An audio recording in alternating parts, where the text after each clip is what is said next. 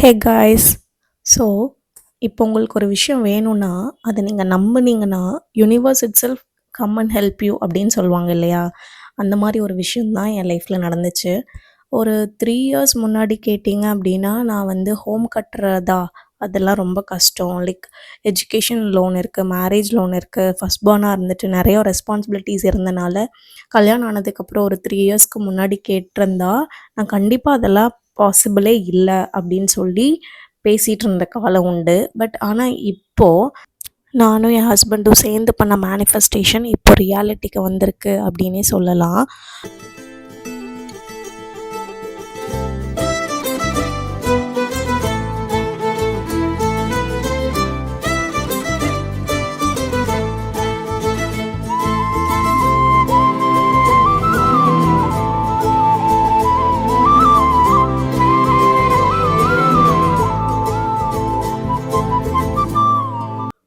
எங்கள் அம்மா ஹோம் கட்டுறப்போ பார்த்தீங்கன்னா நான் ஒரு 6 இயர்ஸ் இருக்கும்போது அப்போல்லாம் வந்து 2 lakhs அவங்க முடிச்சிட்டாங்க கீழ் வீட்டில். அண்ட் ஒரு 5 இயர்ஸ்க்கு முன்னாடி 5 to 6 இயர்ஸ்க்கு முன்னாடி நாங்கள் மேலே கொஞ்சம் எக்ஸ்டெண்ட் பண்ணோம். அந்த வீட்டுக்குமே பார்த்தீங்கன்னா 10 lakhs பட்ஜெட்டில் முடிச்சிட்டாங்க. ஆனால் இப்போ இந்த 2 lakh பட்ஜெட்டில் நம்மளால் ஒரு சென்ட்டு கூட வாங்க முடியாத அளவுக்கு தான் ரியல் எஸ்டேட்டோட க்ரோத் இருக்குது. பட் சம்ஹவ் நாங்கள் ஊரில் ஒரு 2 floors கட்டலான்னு பிளான் பண்ணியிருக்கோம்.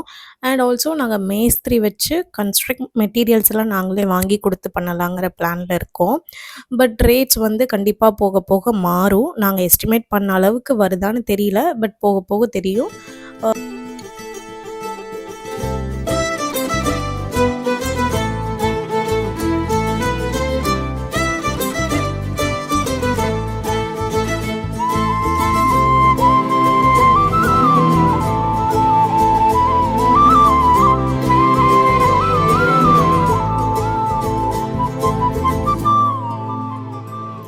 நாங்கள் வீடு கட்டாததுக்கு இன்னொரு ஸ்ட்ராங் ரீசன் இருந்துச்சு. என்ன அப்படின்னா, என் ஹஸ்பண்டோட பாட்டி ஒரு 90 year old இருப்பாங்க.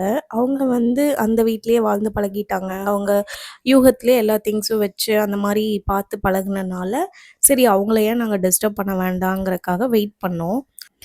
ஸோ இப்போ காடோட கிரேஸ்னால நாங்கள் வீடு கட்ட ஸ்டார்ட் பண்ணிட்டோம். விநாயகர் சதுர்த்தி அன்னைக்கு பூமி பூஜை பண்ணோம். ஸோ ஒரு சிலர் வந்து ஐயர் வச்சு பண்ணுவாங்க, ஒரு சிலர் வந்து வீடு கட்டுற மேஸ்திரி வச்சு பண்ணுவாங்க. நாங்கள் மேஸ்திரி வச்சு தான் பண்ணோம். ஏன் அப்படின்னா அப்போ தான் அவங்களுக்கு ஒரு கனெக்ஷன் இருக்கும் அந்த ஹோமோட.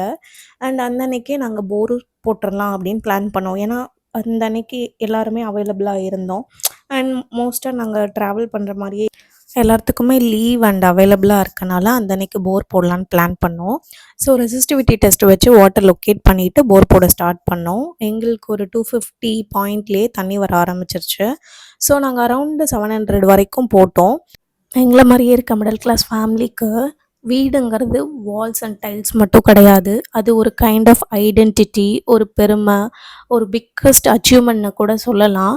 ஸோ எங்களை மாதிரியே இருக்க எல்லாத்துக்கும் நான் என்ன சொல்கிறேன் அப்படின்னா, ஸோ நெவர் ஸ்டாப் ட்ரீமிங். ஏன்னா கண்டிப்பாக அந்த ட்ரீம் ஒரு நாள் ரியாலிட்டியாக மாறும். யூனிவர்ஸ் கண்டிப்பாக நம்மளோட விஷஸ் கேட்டுகிட்டே தான் இருக்குது.